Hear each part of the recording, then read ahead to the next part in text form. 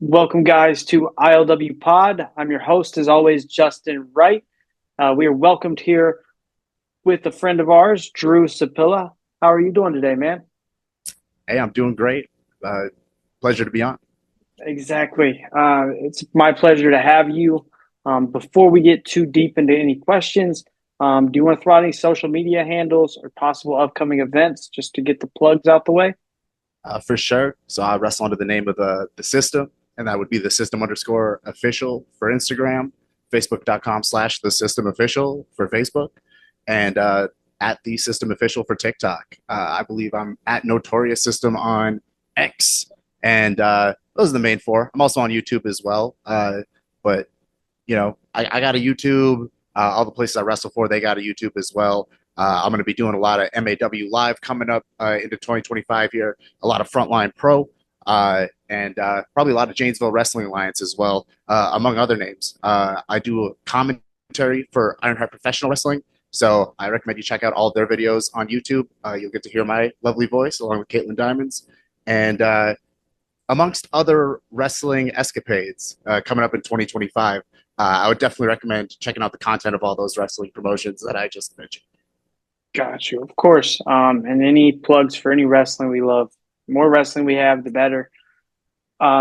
Speaking of wrestling, we all wrestlers, fans are all fans at heart, and we all have like a reason that we're in this or we love this, or a moment when we found it. What's your story? Of course, I grew up with wrestling. My dad was really big into the AWA. I'm born in '95, so I grew up with WWF, and then I had a period away from like the end of the Ruthless Aggression era, and then picked up right about the time the Shield re-debuted, got really back into WWE, and then expanded my knowledge into the indie territories and everything beyond there. I think the main moment that made it click in my head that I want to be a wrestler and not just a wrestling fan. It was probably around when I was 17, 18, getting right back into watching WWE. I was that classic. I'm in this classic age bracket, Justin. I don't know what your age is. I'm 29 right now. It's like born 24. in. Got you. So you might feel the later end of it, but I feel like as someone specifically my age growing up watching WWE, it was not very kid friendly growing up when you're 0 through 12. And the time Yeah, I hit 12, it's like '08, and now they've completely switched to PG. So by the time I'm entering teenage years and like the prime time to be like watching what Attitude Era was, they completely switch up their product. So I was definitely one of the fans, one of the many out there that were just vehemently against John Cena and what he represented at the time. So, uh, the Super Cena of like the mid 2010s, I remember being like just viciously against that. I was helping the deep vocal section of the Cena sucks in WWE crowds. And I just remember just being so caught up into it. I'm like, why do I hate the top guy that they're pushing at this company here as like the Hulk Hogan? Why am I so vehemently against this? And I just eventually kind of just came to the realization, okay, I'm just really passionate about sports entertainment or pro wrestling or whatever the product being shown to me was there. I was very drawn to it, and that deep down inside of me kind of from there, I kind of knew. My parents made me continue my education a little bit. I graduated from the University of Minnesota with a bachelor's degree, but upon doing that, it was just perfect timing. The Academy School of Professional Wrestling opened up in Minneapolis, St. Paul in around 2016. I graduated in 2017, and I just kind of like fit like a glove, went straight to there, and started a wrestling career ever since. so like you brought up the Cena thing. I was probably more towards the end of that because, like, as around his peak, I was probably like 5'6", still a kid. I enjoyed that part, but once I got older and like once you see the that he's just winning all the time, it came to that like probably 20 for me, probably like 2010, 2011, firmly when Punk probably started being the Punk we know now is when I was like, okay, I've had enough of Cena. Time to go like somebody else. So I get it. And then you mentioned the ruthless aggression thing and switching off. I remember like being a kid. There's parts of Raw that my dad and older people would be like, "Hey, go another room. You can't see this." Like the divas are coming out. It's time for you to go in the other room. You can't That's watch always when the bikinis. parents walk in, isn't it? Or they make you go away. I'm like, okay. They So make you I, go. yeah, that was always my experience. My dad and his wife or fiance or whatever, and then my grandparents would always be like, Justin, you can't watch this. They wouldn't flip the channel. They'd make me leave. I'm like, oh man, but I want to see. Of course. But you mentioned getting a bachelor's degree. Was there ever any thought like, hey, maybe I won't go to professional wrestling? Like, did you have a plan A or a plan B? Like, how did professional wrestling fit in? Yeah, I was very lucky, over the course of my career, at the University of Minnesota. I didn't really have too much of an athletics background. I joined the non-competitive gymnastics club, and that's where I got majority of my exercise. Uh, and but beyond that, I was really mostly a frat boy that loved to watch wrestling. That's kind of mostly what I was. And it's questions kind of escaping me here, Justin. Thinking back on those times, but it was you know joining professional wrestling. It deep down was what I always wanted to do. I was very lucky, weaving through there. I started with a one of my first roommates at the University of Minnesota. He helped get me in an internship with a solar company, and through Okay. them, I kind of basically found a niche in sort of an IT space. I was Salesforce support. My next job after that, I was basically Salesforce support, which was a CRM for U.S. Bank. I did that for 2 to 3 years while I started my career.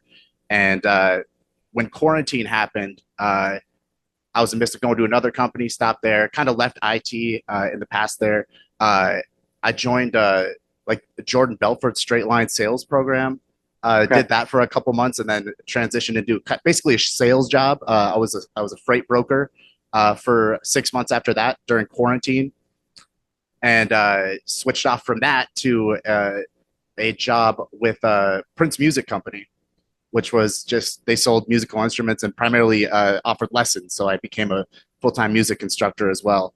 Uh, Oh, and so I still do a little bit of that today, along with primarily pro wrestling. So I've been through a lot of different like fields as well, but pro wrestling is the one that's stuck. okay. And you talked about going to training. Uh, Doing my research, it looks like it was under Ken Anderson, correct? Yes, I What was it started. like working with Ken, especially like you mentioned, ruthless aggression? It had to be somebody you've seen before, so it had to be fun. Yeah, it was kind of funny. So like the time period where I guess I stopped and then picked up repicked up WWE happened to be basically Ken's entire run. That '05 through like 2012 window. I really didn't get to witness it firsthand. I guess I wasn't really there yet. Okay. But going back and there's just so much wrestling I know now being in the business. Like when I first started at like 22, I was watching all the WWE pay-per-views and Raws and SmackDowns pretty religiously, but a lot of wrestling beyond that, I was just getting into New Japan Pro Wrestling. There's so much wrestling out there, Justin. You have no idea. Like, Yeah, it's everywhere. and I There's had no clue. I probably thought I knew everything at 22. I just watched WWE religiously up until that point, and so I missed a little bit of Ken's career.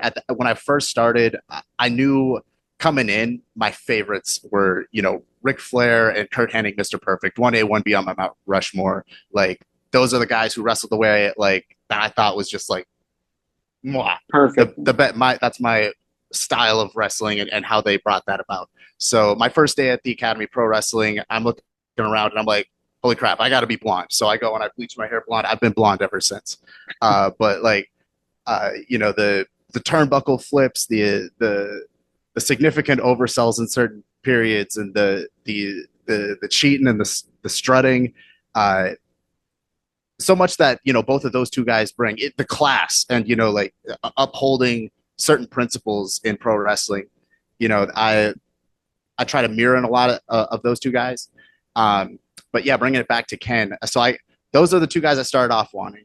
I remember when I first started at the academy, that's when I first realized, Shawn Michaels had a first run. It wasn't like just his ruthless aggression stuff. And Yeah. so upon discovering him pretty late, I might add. I'm only 23, 24. I'm like, oh, this is perfect. I'm going to try and steal as much of this as I can as well. I want to lay. So I basically tried to become him, a little bit of him as well. Um, and so I'm doing a lot of this during the first couple of years. And uh, I think it was only until a couple more years in that I actually kind of got to go back and watch a little bit of like just how good Ken Anderson was. I was really snubbing him. I was training. I've been even training with him for a couple of years. I know he's got like the most amazing connections. He's brought in Kevin Nash for seminar, Booker T for a seminar, Eugene. There's tons of endless names. I think the last one he did was a Gabe Sapolsky tryout seminar where That's a lot of crazy. kids and people from beyond and can you know get a look from Gabe, and I've been able to do that 2 or 3 times now. But Ken's been able to offer a lot of opportunities, and yeah, I was really snubbing him in his little run there in WWE and TNA as well, because I was even later to the TNA and all they got to offer and their run. Which some might argue that the TNA run might have been better than the WWE run. He definitely got more opportunity, um, if championship opportunity and maybe main storyline opportunity. Because, like, I mean, in WWE, he does get to face Batista and Undertaker and Booker T, which those are names also that could be put on a Mount Rushmore somewhere. But, like, as far as drawing power, he might have been at the top of the TNA ladder for his tenure there for sure. That looks like a Um, fun. It looks like a fun locker room as well. it does, like, minus maybe some of the drama you heard about at that time period. It looks like a roster filled with, you got Jeff Hardy, RVD, all the ECW guys were there. Ken Anderson, Bully Ray, like the names just are endless. Not to mention Hogan's there. Like it had to have been a chaotic time period, but a great time period just to be in a locker room, especially somebody that, like, being young, had to have been crazy. Um, what would you say, like, your first, like, couple years were like training with Ken, and when did you actually start, like, getting into a ring in front of a crowd? Sure. So my first day was probably around June of 2017, and my first 3 months of wrestling training were uh, primarily not even in the ring. I think a lot of it was uh, like 100 squats to start your day. A lot of lucha rolls. So you come in, we got a roll sequence, kind of a warm up sequence. A lot of front rolls, back rolls, front handspring kip ups. Working on doing them if you're not there yet, trying to build skill, kind of like in gymnastics. Trying to do a proper cartwheel first. And then you go into training like a regular flat back bump, just doing them yourself, making sure you land flush. Uh, Beyond that, we'll run, say, like it's called a Billy Gunn drill, which is kind of finessing yourself, going across the ropes, ducking some lines, doing drop down leapfrogs. We'd also do 5x5s religiously, I think, those first 3 months as well, which is a drill where we would do you you find a partner, throw them against the ropes. That's one. Go across the ropes 5 times, reverse it, do it again with your partner. Into going up and overs. It's just a big blow up drill. You're going across the ropes 5 times, and then 5 times with your partner, into the corner 5 times, and then 5 times with your partner. And I'm trying to think what else I'm stubbing from this opening, but it's a lot of blow up drills, a lot of learning the basics. Learning your headlocks, your chain wrestling, your basic chain wrestling. And I think we start doing practice matches in front of like your teammates, in front of like camp. Uh, I remember it being as soon as the next class came in. Like when I came in, we were the third class. The second class got to do camp matches in front of us, and I thought it was so cool. I remember going up to Brandon Gore and being like, "You're so good," because he was fresh. He was just starting, and like he was clearly a standout my first day. We're all just regular people walking in our first day. I had a class with a lot of people in it. It was me. I know Justin D. Xavier, JDX was also in my class. Coda Jacobs, he was also started the exact same day as me. Free Range Kara. Um, I guess another thing going on here, there's a whole bunch of other names I started with that year. After 3 months, I got injured. I literally just tore my meniscus getting out of the ring. So that set me back about 6 months. Had to get Ooh. surgery. I can't even say I was doing anything cool. I was literally just getting out of the ring. I attribute that to maybe not taking care of myself properly. I was just doing, I was helping Wright out with people to shows and, probably not stretching adequately or anything like that. But wasn't very cool. Just, I remember that was supposed to be the first day we were going to have camp matches in front of the next class. And we're Okay. just rolling and doing rings. And I just jump out the ring and I pop my meniscus. And I remember being so mad that like I couldn't do my first match in front of people, even though they were just new trainees. That put me out for 6 months. And so I got to come back and then train with other day ones who started a class after. And Paul Verk was in that class. Julia Hart was in that class. Ooh, Um, I that's believe nice. Devon Moreau may have been in that class too. Okay. Um, but there are so many more names I'm snubbing here. If we go to Ken Anderson's, I believe it's called the Academy School of Professional Wrestling. If you go to their website, they do have a graduate section, That's and actually where I found you was on there.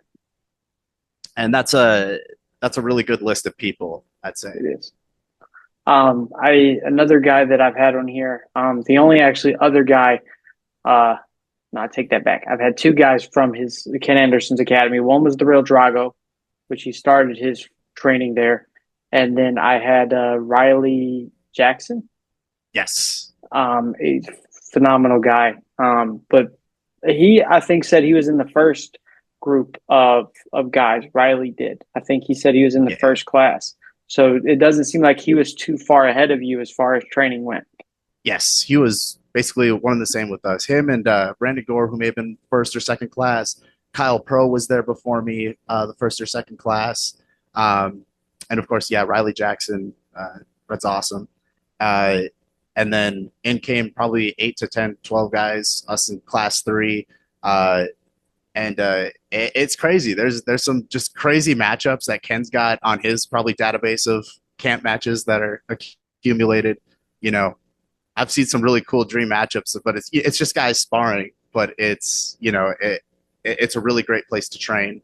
If you're in Minnesota, that's if you're a pro wrestler and you're in Minnesota, you're looking for a ring and a place to train. Like that's where That's we're where all I kind of go. accumulating around the Twin Cities for sure. For sure. Um, once you get like your training, obviously you're probably never done training, but once you get that formative training done, how long is it before you start spreading out to other indie scenes and trying to get noticed? I think yeah. So there was like two tiers of thinking. I think one like when we started at the academy going out, is you were trying to get to a point where Ken and the other coaches at the time, you were just pre-approved to go in and do a battle royal or a job spot or like an extra spot. And they'd give you kind of like a blessing, like, hey, you can take your back bumps well enough. We know you're not going to hurt. Like we would trust you to go get your ass thrown out of a battle royal. And so I was able to get that about 3 months in. Some people I know it takes more than a year for like their trainer, and some people have that mentality of like, if it takes that time, like go a year of training before you're like ready. Um, Me, I was able to get that at 3 months. I was really proud of that.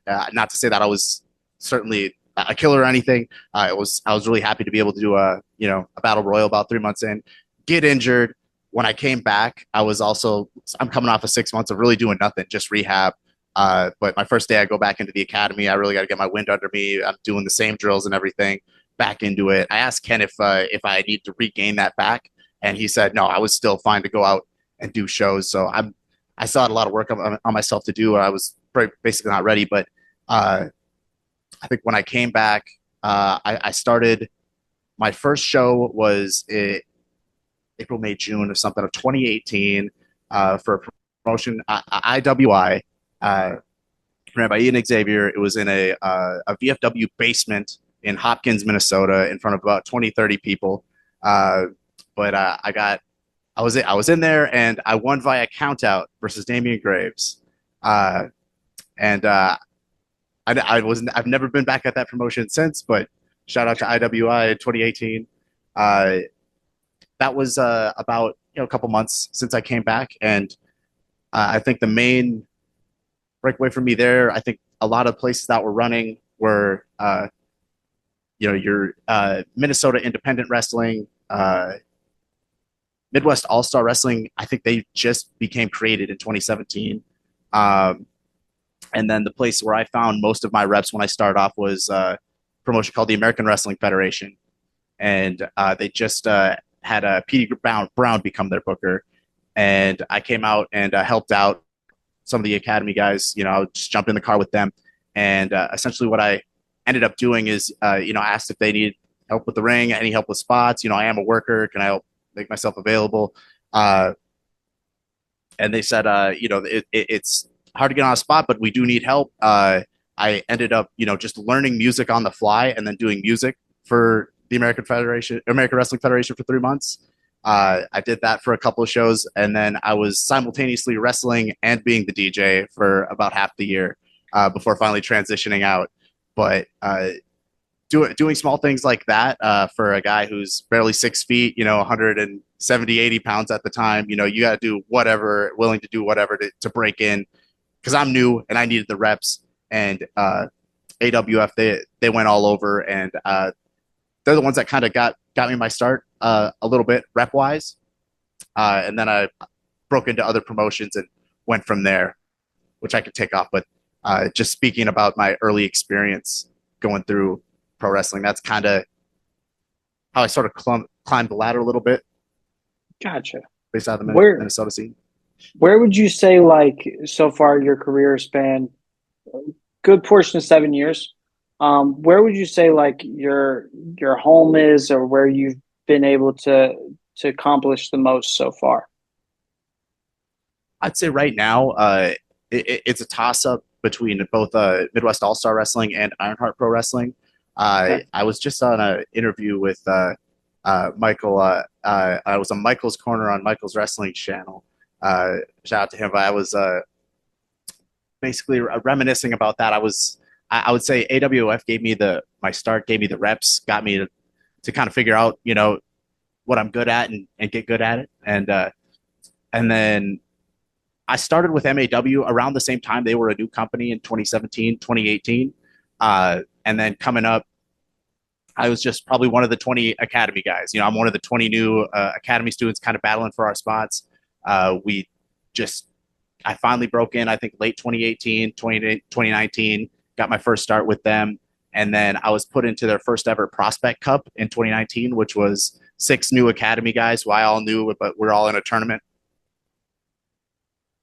Had a fun little, I think that's season 1 or season 2 of MAW's content there, the 2019 Prospect Cup. It was me, Paul Verk, Levy Cruz, BJ Seastrom, Andrew Wilson, Damon Spriggle. I believe those were the 6. Okay. And I believe Paul Verk came on top of that tournament. But beyond that, I shortly after, with one of the other participants, BJ Seastrom, and he came up with me through the AWF system as well.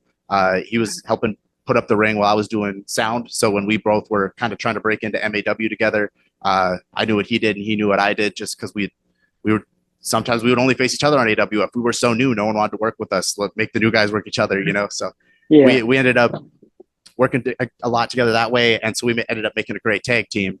So we won tag champions shortly after losing the Prospect Cup in 2020, and so all of a roundabout way of saying, AWF gave us our reps, but once we got into MAW, there was a lot more money there and a lot more opportunities.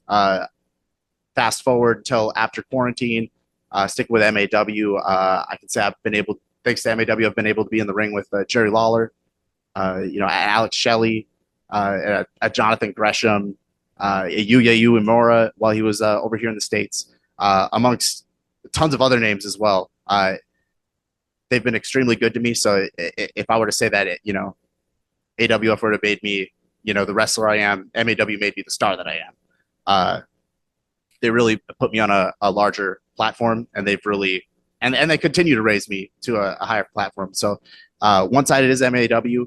I would also have to shout out Ironheart Pro Wrestling as well. They started up a little bit later, I'd say 2021. So a little bit later than MAW. But I broke in with them in 2021, and Caitlin Diamond, who was running the operations there at the time now, she's a full-time commentator with me with Ironheart today. She was she gave me a shot, and she was the first person to make the system face in a large Okay. scale setting. So a lot of people, they see the blonde hair. I just told you, like, my favorite wrestlers are Ric Flair, Kurt Hennig. You see where this is going. Gotta be a I was heel. I was lucky enough to do a seminar with Jim Ross at one of GLCW's shows a couple of years ago. They had a Jim Ross seminar, and I went in there with Nikki Heat, uh, who is another graduate of the academy. And so at the time, we came together, we paired up and we did a little quick little practice match in front of JR, get some critiques and criticisms. The way it's set up is I worked as a good guy, and he worked. He just kind of glommed me, and we had a little like 3 5 minute thing. We're not trying to waste too much of his time. But as soon as we were done with our match there, the first thing he said to me was like, "You should have been the bad guy." And so That's great. a lot of people see me, and they see the smile, and they see the mentality. I come out with a violin. I can play the violin. As mentioned, So I'm college educated. I, yeah, it writes I itself. yeah, but so someone finally looked at me and said, "You're heel everywhere here. Why not make you a face? I want to be different. I'm going to make you face. Figure it out." And so Okay. Ironheart made me face. I figured it out, and that was really big for me. I figured out how to get people to cheer me, uh, which I think, and my guess is, I just actually played the violin. I usually just hit people with it, Jeff Jarrett style. Okay. Um, I I'm remiss to mention that I growing up, I while I did do football and basketball and track and field and did a little bit of sports growing up, I guess my true calling card was being in the orchestra, being the pit orchestra of my high school, uh, and then I did community orchestra for a year. Kind of dropped it in college. I did not pick up violin. I started off as the system, not the violinist, trying to get bookings, and I did a promo for my one and only Battleground Rumble match where I just said, "I'm the system. I'm going to win. I'm going to get the pin." And I pulled out a violin for the alliteration. So I have a promo with me with a violin in it. And then one of the promoters saw that and they're like, "Oh, you play violin?" And I was like, "I do." And they're like, "Bring the violin to the next show and I'll book you." And so that kind of Is started it that from just there. stuck with you the whole time? It kind of has. I started off, like I said, as kind of mini Jeff Jarrett. I'll bring it out and I'll smack it Hit across people. somebody. That was my finish. That was my finish. It's not pile driver, a figure four, or like a body slam. Let's turn the ref, violent across the smush. 1 2 3. It was a very successful strategy for a little bit there. A little expensive, but I was gonna say it can't be cheap buying a violin every town. for sure. But becoming a face, I kind of switched that up. I'm like, well, hey, I invested in an electric violin, so I figured a way to plug that up, put a little beat over it, and then I would play myself out to the ring. And I just had to not mess that up, and then people kind of gave me sympathy from there. Like they gave me he tried that. Let's I go, like this it. guy, let's go, this That's guy. cool. And so Ironheart was instrumental in kind of helping me figure out with that. And as life has sort of progressed here. You know, certain needs arose, and look at me. I got some SM7Bs. Caitlin knew I had the setup. I was able to hook up and help do sound for Ironheart or help do commentary for their matches. So I was Okay. wrestling and doing commentary with them. I believe I started with that 2 years ago, 3 years ago, and as it sort of progressed, I just fell in love with the commentary side of it. Uh, and who's to say if I were to resume wrestling in Ironheart Pro Wrestling, I am still a full time wrestler, wrestling across many different promotions coming up in 2025 here. But I am just elated that I get to take time out of my time doing these bookings and wrestling to sit down with Caitlin Diamond and then just watch them bring in stars from all across the nation. Jody Threat comes there regularly. Defends and challenges for the women's championship. They bring in stars from around the world. I believe they recently had the Bollywood Boys, in their tag division main event, and a lot of new young guys that I just get to learn about on the fly. Doing commentary, and it's just promotions wish they had that money. they wish they had, that type of talent and those type of connections coming in. And the fact that I get to, call their body slams and, try and dissect what they're doing. It's a great way to break up my day. I'm really enjoying doing commentary with Ironheart Professional Wrestling. So, shout out to those three. There's certainly other promotions as well that I currently do work for and, have made me who I am. But it's shout out to those three. They're very big and instrumental with leaving me where I'm at right now. Definitely. Um, would you say commentary could eventually be a main focus as like instead of wrestling, maybe? If I'm being honest, Justin, I'm fascinated with pretty much every piece of pro wrestling. Okay. It's something I'd love to do if the money was right. Yeah. I do love calling the action. Being a panelist. I did run a podcast closely with Prince Music Company back 4 years ago. So I do love jumping on and creating content like we're doing right now. And I've also had opportunities sparingly, but opportunities at being a manager. And I've had good reviews with that as well. But I'm not really being a true manager, if you know what I'm Okay. saying. Yeah. It's one thing to go out there and, heening it up and, neener, and get everybody all hot and bothered, and, wanting to see me get my stuff rocked. But there's a whole other back end to being an actual manager. There's being an on-screen manager and there's being a manager on screen that know is his stuff. And I know I'm capable of being that as well. I would love to continue to work on that. I just know right now, just sitting here at 29, thankfully everything still works. I only have one knee injury to my name, and I've been told I'm pretty good at wrestling as well. So, until the wheels fall off, as some may say, I want to enjoy as much of my wrestling career as I can. It's when I first started, it was like many people who start wrestling. You're thinking about like, oh god, yeah, how do am I doing this headlock right? Am I grabbing this? So when I do that, what am I doing 5 minutes later? Especially if I forget this part, you're overthinking every single piece of what professional wrestling is. And I believe it was at one point I I got the advice to just kind of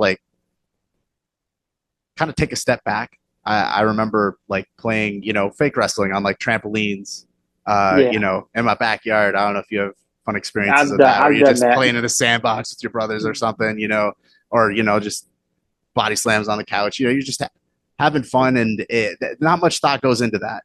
Uh, I kind of just took myself back to, being in sixth grade and playing with my friends on the trampoline. Not necessarily, but still using the same tactics, I'm learning Yeah. at the academy, with with Chris body slams and arm drags and everything. We're still not laying on a trampoline or anything, but Yeah. just that mindset of I'm going in there and essentially Not just kind of overthinking doing it. what comes natural. It really feels like, when I go out there now, it kind of feels like you're going into a trance, Yeah. it's weird, but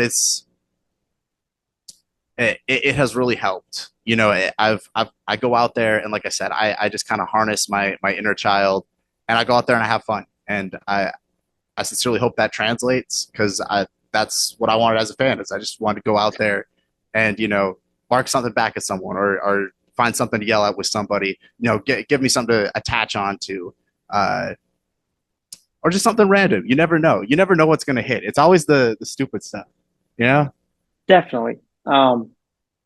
I couldn't agree more. Really, as a fan, um, as a creator, like you never know what's going to be. That's what's going to stick. What's going to be fun, and going with the flow always is probably the easiest scenario.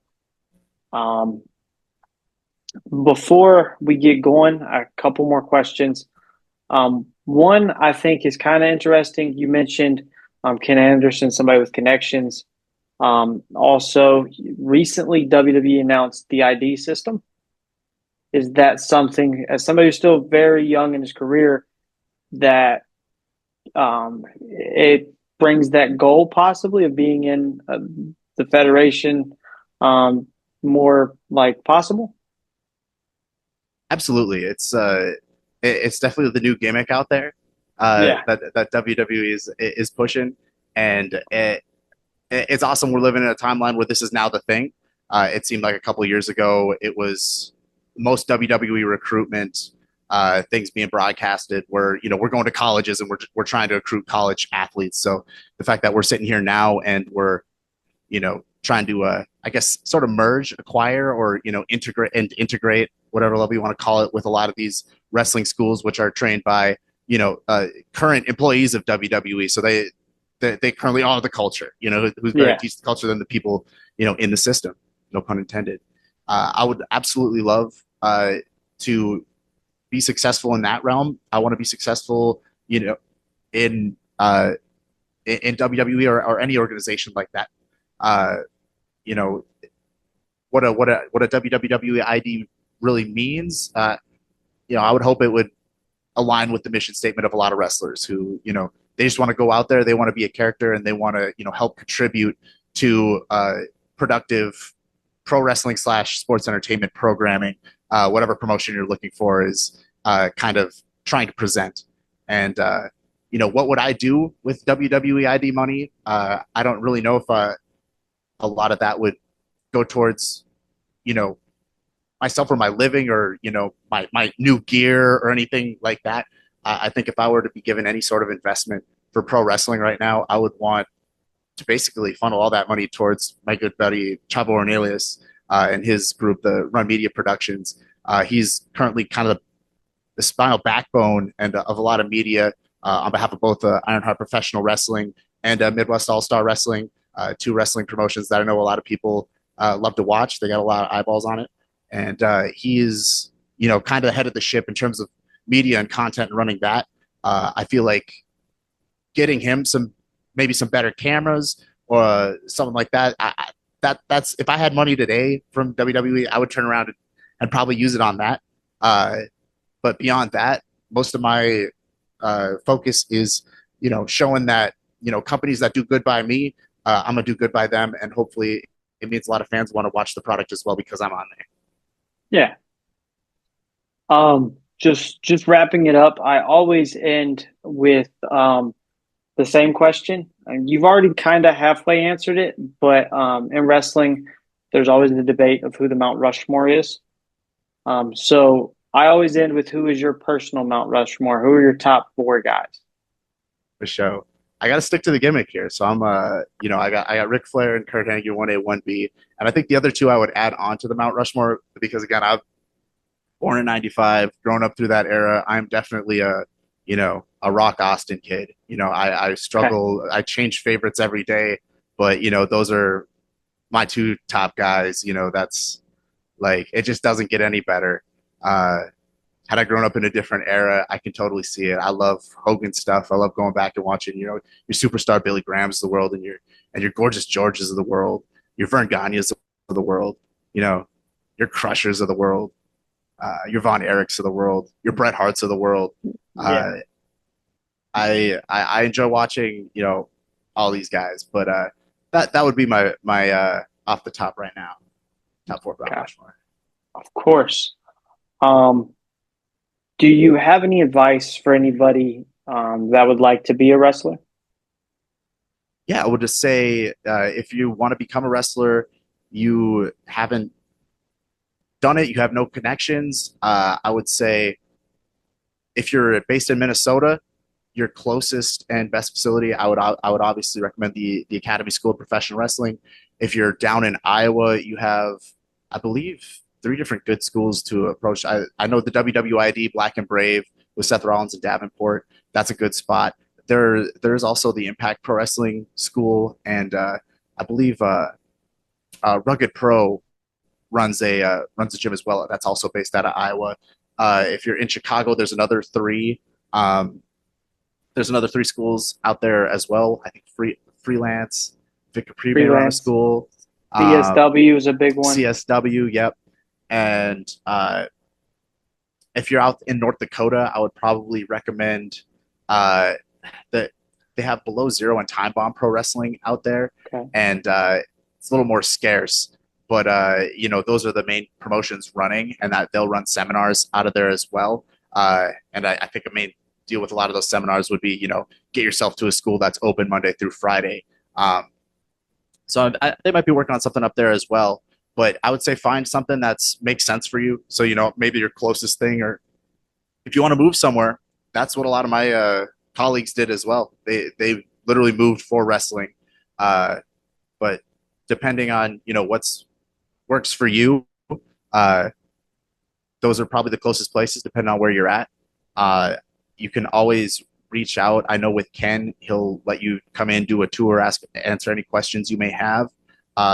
If you're looking for Mr. Anderson / Mr. Kennedy's phone number, we came up with a jingle a couple of years ago to help me remember it. It was 507-722-2776. 507-722-2776. That's Mr. Kennedy's phone number. If you want to text Okay. Mr. Kennedy right now, I'm going to. you can text that number and set up a time to come look at the new digs. We recently moved to or he recently moved his ring down into kind of like it's kind of basically downtown St. Paul, a little Okay. bit near university. It's yeah, right in St. Paul, and you can come in, check out the ring, meet Ken, see what a class looks like. You could probably get a good full tour for free, and then in terms of tuition, and they do work with payment plans and everything, but it's just mostly getting in that one-on-one consultation. Like I said, I was class 3 at the academy. We come in waves. You'd come in when their next class is if you want to pursue that, and you know start from there. I would say I joined the academy with the mindset of I wanted to do this as I always knew I wanted to do one job. I came out like, hey, I'm a huge wrestling fan, and I've always thought about this. It's always been on my mind.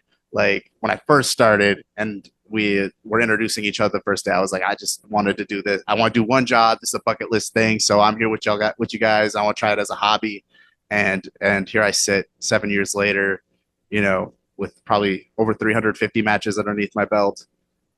Hated John Cena. Let's go Cena. Cena sucks. Hated John Cena. And now I sit here 7 years later with trust the system. System sucks. Dueling chants at me. And that's how life works.